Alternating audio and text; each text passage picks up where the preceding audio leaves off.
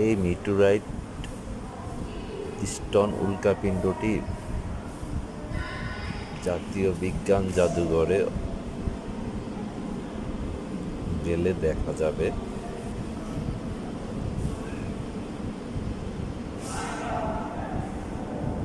বিজ্ঞান জাদুঘরে ভিজিট করার সময় তখন এই উল্কাপিণ্ডটি